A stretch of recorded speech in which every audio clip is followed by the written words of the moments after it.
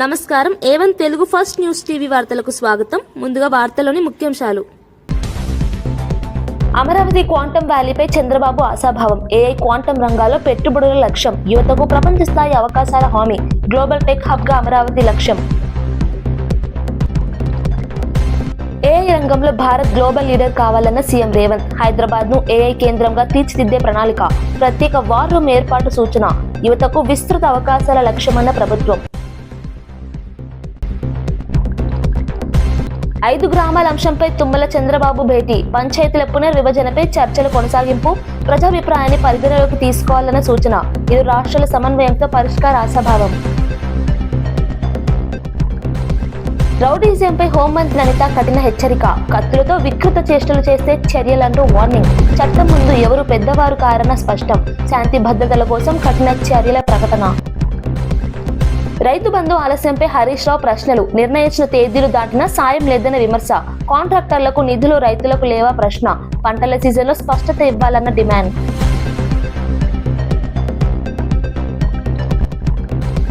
శాసన మండలిలో శ్రీ వెంకటేశ్వర స్వామి చిత్రపటాలను విసిరేయడం హిందువుల మనోభావాలను తీవ్రంగా దెబ్బతీసిందని మంత్రి కందుల దుర్గేష్ పేర్కొన్నారు. పవిత్రమైన సభలో దేవుడి చిత్రపటాలపై అవమానకర ప్రవర్తన చేయడం అత్యంత హేయమైన చర్య అని విమర్శించారు. ఈ ఘటనపై వైసీపీ అధినేత జగన్ బహిరంగ క్షమాపణ చెప్పాలని డిమాండ్ చేశారు. సభలో స్వామివారిని అవమానించిన సభ్యులపై తక్షణమే కఠిన చర్యలు తీసుకోవాలని కోరారు. భక్తి భావాన్ని రాజకీయ లాభాల కోసం వాడుకోవడం తగదని అన్నారు. హిందూ దేవతలను లక్ష్యంగా చేసుకుని వైసీపీ రాజకీయాలు చేస్తోందని ఆరోపించారు. ప్రజాస్వామ్య వేదిక అయిన సభ గౌరవాన్ని కాపాడాల్సిన బాధ్యత ప్రతి సభ్యుడిపై ఉందని స్పష్టం చేశారు. ఈ ఘటనపై ప్రభుత్వం సరైన చర్యలు తీసుకుంటుందని తెలిపారు. ఆ చిత్రపటాన్ని ఒక ప్లకార్డ్లా వాడుతూ సభలోకి తీసుకురావడం అనేదే చాలా పెద్ద అపచారం. అంటే దీనికి వైఎస్ జగన్మోహన్ రెడ్డి గారి యొక్క డైరెక్షన్తో నడిచేరనేటువంటిది స్పష్టంగా కనపడతా ఉంది. వారందరూ వచ్చి సభలో ప్లకార్డులు ప్రదర్శించినట్లుగా వెంకటేశ్వర స్వామి చిత్రపటాన్ని ప్రదర్శించి ఆ హడావిడి అయిపోయిన తర్వాత తిరిగి వెళుతూ చాలా నిర్లక్ష్యంగా టేబుల్ మీదకి ప్లకార్డులతో పాటు ఆ చిత్రపటాన్ని కూడా విసిరేసినటువంటి సంఘటన కూడా మనం చూస్తాం.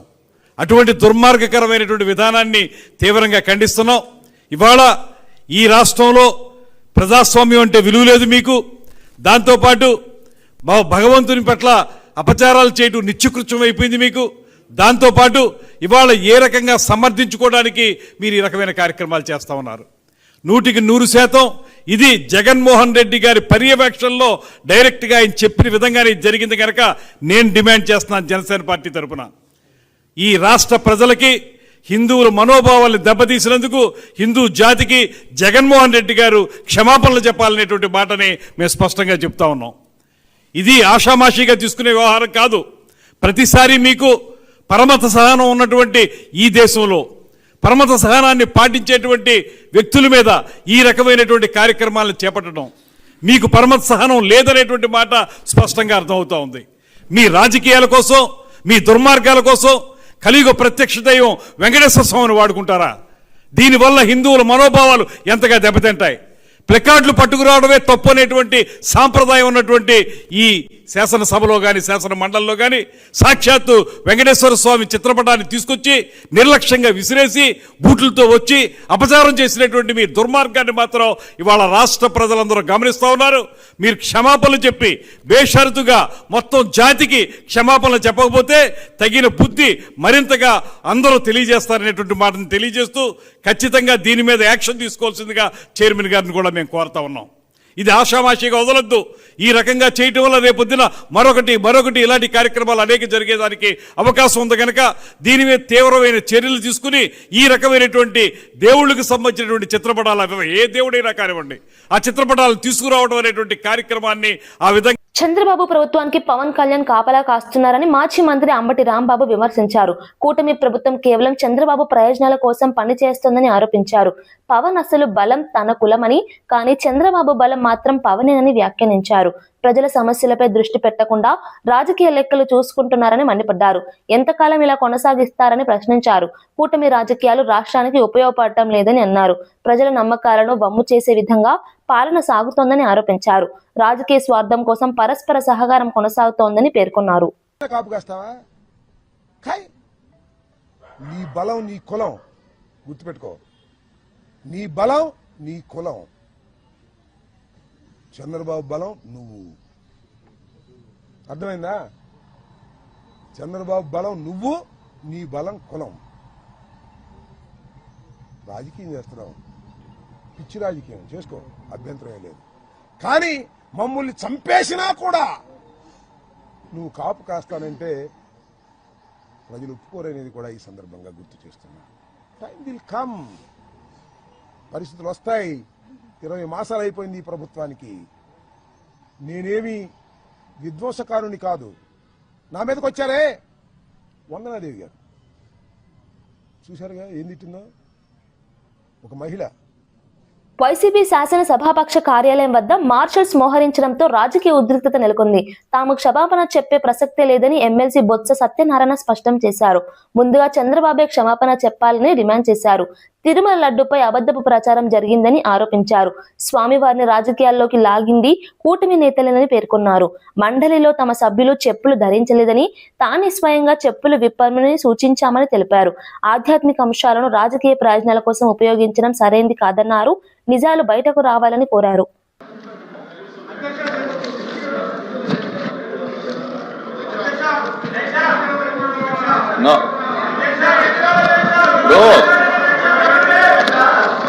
తిరస్కరించిన తర్వాత మళ్ళీ అలౌ చేయమని అనడం అనేది మంచిది కాదు. Sir, before anything happens in this house, these are the objectionable materials which cannot be permitted. This cannot be permitted, sir. They should be, sir, Chairman, sir. The Venkateswara Swami photos పెట్టుకుని the way they are behaving, బుద్ధుందా sir వీళ్ళకి? రాజకీయాల్లోకి లాగుతారా sir?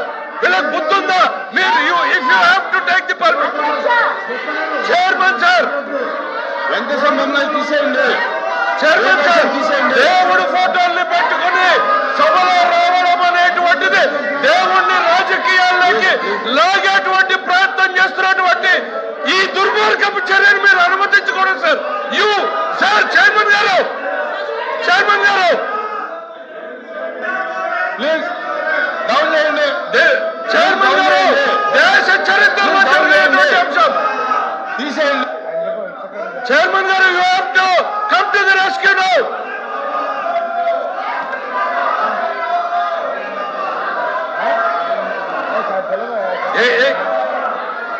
Chairman గారు, sir chairman sir, దేవుడు అంటే నమ్మకం లేదు, దేవుడు అంటే గౌరవం లేదు, దేవుడు అంటే భయం లేదు.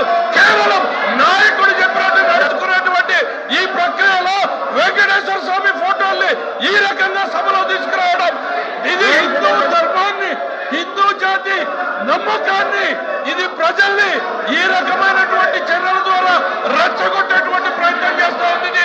దుర్మార్గమైనటువంటి చర్య సార్. మీరు దయచేసి దీన్ని అనుమతించొద్దు. దీన్ని నిర్దాక్షిణ్యంగా ఇట్ ఈస్ యువర్ రెస్పాన్సిబిలిటీ. ఈ ప్లే కార్డులు కానీ ఈ దేవుడి బొమ్మలు కానీ చేయని అనుమతి లేదు. Please the house is exam for 10 minutes. రౌడీయిజంపై హోంమంత్రి వంగలపూడి అనిత తీవ్రంగా మండిపడ్డారు. రోడ్లపై కత్తులతో కేకులు కట్ చేస్తూ వికృత చేష్టలు చేసే వారిని ఉపేక్షించబోమని హెచ్చరించారు. చట్టం ముందు ఎవరూ పెద్దవారు కాదని స్పష్టం చేశారు. ఇది రాజారెడ్డి రాజ్యాంగం కాదని, ముఖ్యమంత్రి చంద్రబాబు నడిపిస్తున్న అంబేద్కర్ రాజ్యాంగం అని పేర్కొన్నారు. శాంతి భద్రతలను కాపాడేందుకు కఠిన చర్యలు తీసుకుంటామని తెలిపారు. ప్రజల్లో భయం కలిగించే చర్యలను సహించబోమని హెచ్చరించారు. యువత చట్టాన్ని గౌరవించాలని సూచించారు. రాష్ట్రంలో నేరాలకు తావు లేకుండా పోలీస్ వ్యవస్థ పనిచేస్తుందని వివరించారు. చూస్తూ ఊరుకోవడానికి ఇక్కడ ఉన్నది జగన్మోహన్ రెడ్డి కాదు అధ్యక్ష, హింసను ప్రేరేపించడానికి. ఇక్కడ ఉన్నది చంద్రబాబు నాయుడు గారు. మూగ జీవాల్ని కూడా తలలు నరికి దాంతోనేమో అభిషేకాలు చేస్తాము, మాకు నచ్చినట్టు మేము ఉంటామని చెప్పడానికి ఇది రాజారెడ్డి రాజ్యాంగం కాదు. ఇది గౌరవ ముఖ్యమంత్రి గారు నడిపిస్తున్న అంబేద్కర్ రాజ్యాంగం. తప్పు చేసిన వాడు ఎలాంటి వాడైనా, ఏ పార్టీ వాడైనా, ఎలాంటి సిచ్యువేషన్లో ఉన్నా కూడా వాడికి శిక్ష తప్పదు అని చెప్పడానికి మేము ఇక్కడ నుంచే మెసేజ్ ఇస్తున్నాం అధ్యక్ష. ప్రతి ఒక్కడు కూడా గీత దాటితే కటకటాలే, అంతకు మించి వేరేది ఏమీ లేదు. దానికి సంబంధించి మీరు ఎన్ని మాట్లాడుకున్నా బయట అన్నిటికీ సమాధానం చెప్పడానికి మేము సిద్ధంగా ఉన్నాం. లా అండ్ ఆర్డర్ విషయంలో ఉపేక్షించే పరిస్థితి లేదు అని చెప్పడానికి మరొకసారి గౌరవ ముఖ్యమంత్రి గారి తరఫున బూతులు అదొక్కటి చెప్పేస్తాను. మళ్ళీ ఎత్తారండి. సోషల్ మీడియాకి సంబంధించి కూడా ఒక గ్రూప్ ఆఫ్ మినిస్టర్స్ ఒక మీటింగ్ కూడా ఏర్పాటు చేసుకున్నాం అధ్యక్ష. దాని మీద కూడా అతి త్వరలోనే ఒక మంచి చట్టాన్ని కూడా తీసుకొస్తామని సభకి తెలియజేసుకుంటూ thank you so much sir. జై హింద్. మున్సిపల్ ఎన్నికల కోడ్ ముగిసిన వెంటనే రైతు బంధు ఇస్తామని ప్రభుత్వం ప్రకటించిందని, కానీ నిర్ణయించిన తేదీలు దాటిపోయినా రైతులకు సాయం అందలేదని హరీష్ రావు విమర్శించారు. రైతులు నాట్లు వేసే సమయానిక లేదా కోతల సమయంలోన రైతు బంధు ఇస్తారో ప్రభుత్వం స్పష్టం చేయాలని డిమాండ్ చేశారు. ఇప్పటికే 2 పంటల సీజన్లకు రైతు బంధు ఇవ్వలేదని గుర్తు చేశారు. పెద్ద కాంట్రాక్టర్లకు 1000 కోట్ల బకాయిలు చెల్లించేందుకు నిధులు ఉన్నా రైతులకు సాయం చేయడానికి డబ్బులు లేవా అని ప్రశ్నించారు. రైతుల ఆర్థిక ఇబ్బందులను ప్రభుత్వం పట్టించుకోవడం లేదని ఆరోపించారు. వ్యవసాయంపై ఆధారపడిన కుటుంబాలు తీవ్రంగా నష్టపోతున్నాయని పేర్కొన్నారు. ఇంకెప్పుడు ఇస్తావు? ఇప్పటికే 2 రైతు బంధులు ఎగ్గొట్టినావు, 4 రైతు బంధులకు 2 ఎగ్గొట్టినావు, 2 ఇచ్చినావు. ఇప్పుడు 5వది. ఇది కూడా ఇస్తావా? ఎగబెడతావా? ఇంకెప్పుడు ఇస్తావు? ఎందుకు ఆలస్యం? కరోనాలో కూడా కేసీఆర్ గారు రైతు బంధు ఆపలే. నువ్వెందుకు ఆపుతున్నావు? నువ్వు కాంట్రాక్టర్లకు మాత్రం 20,000 కోట్ల బిల్లులు ఇచ్చినావు. ఈ సంవత్సరం 20,000 కోట్లు కమిషన్ల కోసం బడా కాంట్రాక్టర్లకు బిల్లులు ఇచ్చినావు. బడా కాంట్రాక్టర్లకు బిల్లులు ఉంటాయి కానీ మా బక్కచిక్కిన రైతులకు రైతు బంధు వేయడానికి డబ్బులు లేవా నీ దగ్గర? ఎందుకు రైతులంటే చిన్న చూపు? ఎందుకు రైతు బంధు డబ్బులు ఇప్పటిదాకా వేయలేదు? ఫిబ్రవరి 20వ తారీఖు వస్తే కూడా రైతు బంధు రాదా? మొదలేసిన మార్చిలో అయితే ఇక కోతలకే వస్తాయి. మరి పెట్టుబడికి ఇస్తావా, కోతలకి ఇస్తావా? పోయిన యాసంగికి సన్నవడ్లకు బోనస్ ఎగ్గొట్టినావు. మరి ఈ యాసంగికి సన్నవడ్లకు బోనస్ ఇస్తావా, ఇయ్యవా? ముందే చెప్పు. ఇప్పుడు బోనస్ వస్తుందంటే వేసుకుంటాం, లేకపోతే దొడ్డు వేసుకుంటాం. దొడ్డు వేసుకుంటే ఓ 4 క్వింటాలు ఎక్కువ పడతాయి. బోనస్ వస్తాయంటే సన్నయ్య వేస్తారు. బోనస్ రాదంటే దొడ్డు వేసుకుంటే 4 క్వింటాలు ఎక్కువ పడుతుంది కదా. నువ్వు పోయిన యాసంగికి బోనస్ ఎగ్గొట్టినావు. మరి ఈ యాసంగికి బోనస్ ఉంటుందా ఉండదా రైతులకు స్పష్టం చేయాలని చెప్పి కూడా నేను డిమాండ్ చేస్తూ, అమరావతిలో ఏర్పాటు చేస్తున్న క్వాంటమ్ వ్యాలీ గురించి ప్రపంచం మాట్లాడే రోజు సమీప భవిష్యత్తులో వస్తుందని ముఖ్యమంత్రి చంద్రబాబు అన్నారు. అత్యాధునిక సాంకేతిక రంగాలలో ఆంధ్రప్రదేశ్ ను ముందంజలో నిలపాలన్నదే ప్రభుత్వ లక్ష్యమని తెలిపారు. క్వాంటమ్ కంప్యూటింగ్, ఆర్టిఫిషియల్ ఇంటెలిజెన్స్ రంగాల్లో పెట్టుబడులను ఆకర్షిస్తామని పేర్కొన్నారు. యువతకు ప్రపంచ స్థాయి అవకాశాలు కల్పించేందుకు ప్రత్యేక విధానాలు రూపొందిస్తున్నామని చెప్పారు. అమరావతిని గ్లోబల్ టెక్నాలజీ హబ్ గా తీర్చిదిద్దుతామని స్పష్టం చేశారు. రాష్ట్ర అభివృద్ధికి సాంకేతికత కీలకమని పేర్కొన్నారు.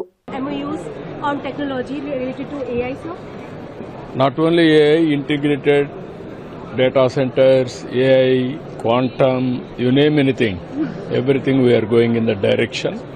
We are very happy. Things are happening positively. We are living in an inspiring time. Everybody has to work in that direction. Chandrababu దేవుడిపై ఎంత భక్తి ఉందో ఒక ఫోటో చాలని వైసీపీ ఎమ్మెల్సీ వరుడు కళ్యాణి వ్యాఖ్యానించారు. షూలు వేసుకుని పూజలు చేసిన దృశ్యాలను ప్రస్తావిస్తూ విమర్శించారు. జగన్ చంద్రబాబు మధ్య భక్తి విషయంలో తీరా స్పష్టమని పేర్కొన్నారు. దేవుడి అంశాన్ని రాజకీయంగా ఉపయోగించడం తగదని అన్నారు. భక్తి వ్యక్తిగతమైనదనే రిపీట్ ఉంది. మా జగనాన్నకి దేవుడు అంటే ఎంత భక్తి ఉంది. ఈ ఫోటో ఒక్కటే సాక్ష్యం. 100 ఫోటోలు చూపించాల్సిన అవసరం లేదు. కనీసం స్వామి తాలూకా ప్రసాదం తీసుకున్నా, ఒక ఫోటో తీసుకున్నా, ఏదైనా చెప్పులు విడిచిపెట్టి జగనన్న చేస్తారు. అదే చంద్రబాబు నాయుడు గారు అయితే ప్రతి సందర్భంలో కూడా మనం చూసాం, షూ వేసుకొనే పూజల్లో పాల్గొంటారు, లేదంటే ఫోటోలు తీసుకొని అతను పూజా కార్యక్రమాలకు వెళ్తారు.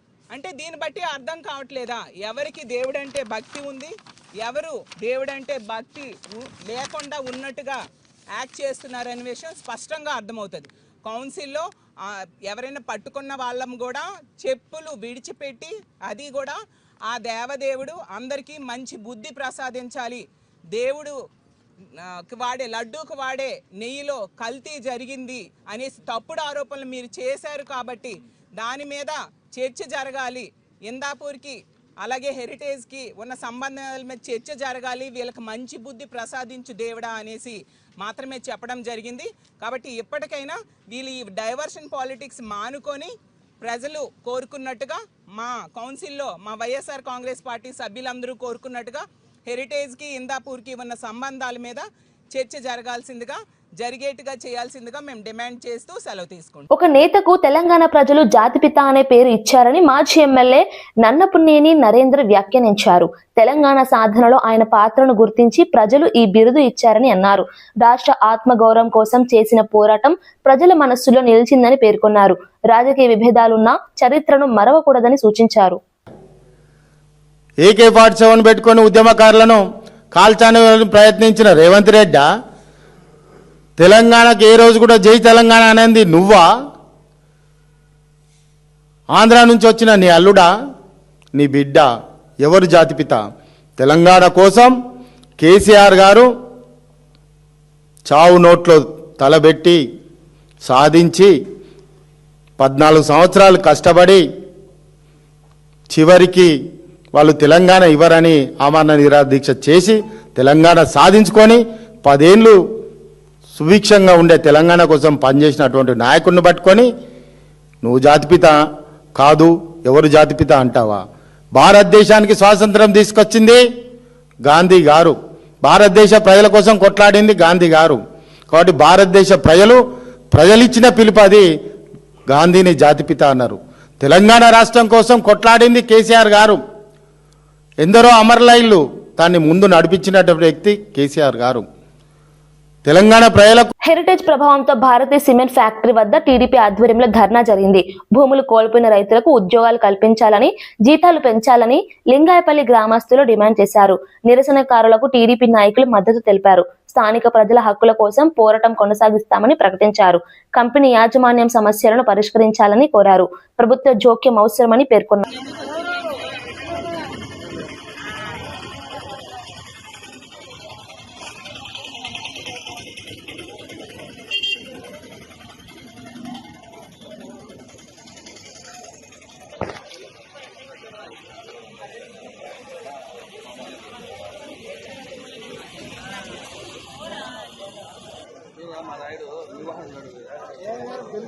AI రంగంలో భారత్ ప్రపంచ నాయకత్వం సాధించాలని తెలంగాణ సీఎం రేవంత్ రెడ్డి ఆకాంక్షించారు.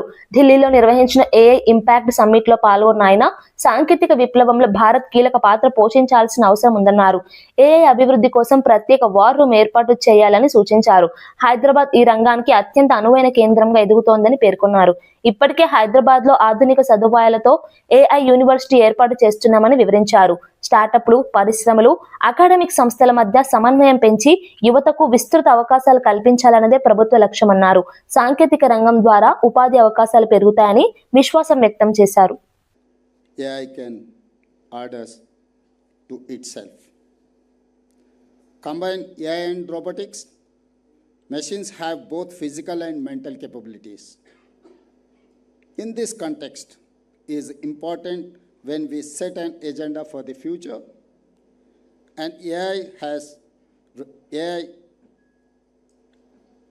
race has already begun. We see leadership of a few countries, companies, and people. Iconic towers లో శాఖల వారీగా ఉద్యోగులకు వర్క్ స్పేస్ కేటాయింపులపై మంత్రి నారాయణ ఆధ్వర్యంలోని మంత్రివర్గ ఉపసంఘం సమావేశమైంది. ఆధునిక సౌకర్యాలతో ప్రభుత్వ కార్యాలయాలను ఒకే ప్రాంగణంలో ఏర్పాటు చేసే విధంగా ప్రణాళికలు సిద్ధం చేస్తున్నారు. ఉద్యోగులకు సౌకర్యవంతమైన వాతావరణం కల్పించడమే లక్ష్యమని పేర్కొన్నారు. శాఖల మధ్య సమన్వయం మెరుగుపడేలా వర్క్ స్పేస్ డిజైన్ చేయాలని నిర్ణయించారు. ప్రజలకు సేవలు త్వరగా అందేలా పరిపాలన వ్యవస్థను సమర్థవంతంగా తీర్చిదిద్దాలని చర్చించారు. త్వరలోనే తుది నిర్ణయాలు తీసుకునే అవకాశం ఉందని తెలిపారు. శాంక్షన్ ఎంత ఉంది అనే డేటా అంతా తీసుకుని నెక్స్ట్ మండే మళ్ళా జీఓఎం పెడతాం. నెక్స్ట్ మండే కల్లా ఆ డేటా ప్రజెంట్ చేయమని చెప్పడం జరిగింది. ఇప్పుడు యాజ్ టీజ్గా వాళ్ళు తీసుకున్నది 2014-19లో 26,700 మంది ఉంటారని ఎస్టిమేట్ చేసి దానికి తగ్గట్టుగా యాక్చువల్గా ఆ రోజు ఈ 31.71 లక్షల కార్పెట్ ఏరియా వచ్చే విధంగా డిజైన్ చేశారు. 31.71 lakh square feet. దాన్ని జీఓఎం నెక్స్ట్ మండే మళ్ళా కూర్చుంటుంది. ఈ లోపల ఇతర రాష్ట్రాల్లో ఉన్న కొత్తగా కట్టిన సచివాలయం ఏదైతే ఉండే నయా రాయ్పూర్ కానీ లేదా మన పక్క రాష్ట్రం హైదరాబాద్ కానీ అదేవిధంగా సెంట్రల్ విస్రా సెంట్రల్లో కట్టింది కానీ వాటిల్ని కూడా స్టడీ చేసి దాంట్లో కూడా ఎన్ని స్క్వేర్ ఫీట్ కట్టారు, ఎంతమందికి అకామిడేషన్ ఇచ్చారు. అమరావతిలో ఏపీ ముఖ్యమంత్రి చంద్రబాబుతో మంత్రి తుమ్మల నాగేశ్వరరావు భేటీ అయ్యారు. రాష్ట్ర విభజన సమయంలో ఆంధ్రాలో కలిసిన 5 గ్రామ పంచాయతీలను తిరిగి తెలంగాణలో కలపాలనే అంశంపై చర్చించారు. ఈ గ్రామాల ప్రజల అభిప్రాయాలను పరిగణలోకి తీసుకోవాలని తుమ్మల కోరినట్లు సమాచారం. పరస్పర సహకారంతో సమస్య పరిష్కారం సాధ్యమవుతుందని ఆశాభావం వ్యక్తమైంది. ఇరు రాష్ట్రాల మధ్య సమన్వయం ద్వారా పరిష్కారం కనుగొనే దిశగా చర్చలు కొనసాగుతాయని వర్గాలు తెలిపారు. విభజన చట్టంలో జరిగినటువంటి లోటుపాట్లతో పాటు ఆ రాష్ట్రానికి ఈ రాష్ట్రానికి ఉన్నటువంటి అనుసంధానంగా ఉన్నటువంటి రహదారుల విషయంలో, రైల్వే లైన్ల విషయంలో, ముఖ్యంగా విభజన చట్టం అప్పుడు భద్రాచలం పట్టణానికి ఎగువ భాగాన ఉన్నటువంటి గ్రామాలు కూడా ఆ రోజున చట్టంలో భద్రాచలం మండలంలో ఉండటం మూలాన ఆంధ్రప్రదేశ్లోకి తీసుకురావడం జరిగింది. ఆనాడు ప్రాజెక్టు కోసం 7 మండలాలు తెలంగాణ నుంచి ఆంధ్రప్రదేశ్కి బదిలీ చేశారు. దానికి కూడా తెలంగాణ ప్రభుత్వం వాళ్ళు పోలవరం కట్టుకోవాలి కాబట్టి యాక్సెప్ట్ చేశారు విభజన చట్టం ప్రకారంగా. కేవలం భద్రాచలం పట్టణం నుంచి మళ్ళీ తెలంగాణ రాష్ట్రానికి పోవాలంటే 5 గ్రామాల గుండా వెళ్లాల్సి వస్తుంది. 5 గ్రామాలు కూడా తెలంగాణలో కలపాలి అని చెప్పి రిక్వెస్ట్ చేశాం. ముఖ్యమంత్రి అయిన మొదట్లో కూడా చెప్పాము, డిస్కషన్స్లో వాటిని కూడా ఆలోచిస్తామని చెప్పారు. అదేవిధంగా తిరుమల తిరుపతిలో తెలంగాణ భవన నిర్మాణం కోసం స్థలం అడిగాం. అది కూడా సానుభూతితోటి పరిశీలిస్తామని చెప్పడం జరిగింది. రెండవది రైల్వే లైన్లకు సంబంధించి సత్తుపల్లి వరకు ఇప్పుడు రైల్వే లైన్లు అందుబాటులో ఉన్నాయి. దాన్ని కొండపల్లికి కానీ కొవ్వూరుకి కానీ మార్చుకోవాలంటే ఎక్కువ భూభాగం ఆంధ్రప్రదేశ్లోనే ఉంది. మా రాష్ట్రంలో నుంచి 10 కిలోమీటర్లు దాటితే తిరువూరు నుంచి కొండపల్లికి 50 కిలోమీటర్లోనే రైల్వే లైన్ కొండపల్లి కనెక్టివిటీ అవుతుంది. అప్పుడు బొగ్గు రవాణాకు కావచ్చు, వేరే రకమైనటువంటి రైల్వే ఉపయోగాలకి అమరావతికి అనుసంధానం అవుతుంది. ఆనాడు చుట్టూ తిరిగి వచ్చే పని లేకుండా నేరుగా సత్తుపల్లి నుంచి కొవ్వూరుకి, సత్తుపల్లి నుంచి అమరావతికి కనెక్టివిటీ వస్తుందని చెప్పాం. అది కేంద్ర ప్రభుత్వంతో మీరు సంప్రదించి ఆ 2 పనులు చేస్తే సింగరేణితోటి పాటు భద్రాద్రితోటి పాటు తెలంగాణ రాష్ట్రానికి అటు ఛత్తీస్గఢ్, జగదల్పూర్, మధ్యప్రదేశ్కి కూడా రైల్వే కనెక్టివిటీ వస్తుందని చెప్పి రిక్వెస్ట్ చేయడం జరిగింది. అదేవిధంగా 2 నేషనల్ హైవేలు ముఖ్యంగా పెండింగ్లో ఉన్నాయి. జగ్గయ్యపేట నుంచి కొత్తగూడెం వైరా తల్లాడ మీదుగా అది పెండింగ్లో ఉంది. ఎక్కువ భూభాగం ఆంధ్రాలో ఉంది. అదేవిధంగా వార్తలు ముగించే ముందు ముఖ్యాంశాలు మరోసారి. అమరావతి క్వాంటం వ్యాలీపై చంద్రబాబు ఆశాభావం. ఏఐ క్వాంటం రంగాల్లో పెట్టుబడుల లక్ష్యం. యువతకు ప్రపంచ స్థాయి అవకాశాల హామీ. గ్లోబల్ టెక్ హబ్ గా అమరావతి లక్ష్యం. ఏఐ రంగంలో భారత్ గ్లోబల్ లీడర్ కావాలన్న సీఎం రేవంత్. హైదరాబాద్ ను ఏఐ కేంద్రంగా తీర్చిదిద్దే ప్రణాళిక. ప్రత్యేక వార్ రూమ్ ఏర్పాటు సూచన. యువతకు విస్తృత అవకాశాల లక్ష్యమన్న ప్రభుత్వం. 5 గ్రామాల అంశంపై తుమ్మల చంద్రబాబు భేటీ. పంచాయతీల పునర్విభజనపై చర్చల కొనసాగింపు. ప్రజాభిప్రాయాన్ని పరిగణలోకి తీసుకోవాలన్న సూచన. ఇరు రాష్ట్రాల సమన్వయంతో పరిష్కార ఆశాభావం. రౌడీజంపై హోంమంత్రి అనిత కఠిన హెచ్చరిక. కత్తులతో వికృత చేష్టలు చేస్తే చర్యలంటూ వార్నింగ్. చట్టం ముందు ఎవరు పెద్దవారు కారన్న స్పష్టం. శాంతి భద్రతల కోసం కఠిన చర్యల ప్రకటన. రైతు బంధు ఆలస్యంపై హరీష్ రావు ప్రశ్నలు. నిర్ణయించిన తేదీలు దాటినా సాయం లేదన్న విమర్శ. కాంట్రాక్టర్లకు నిధులు రైతులకు లేవా ప్రశ్న. పంటల సీజన్లో స్పష్టత ఇవ్వాలన్న డిమాండ్.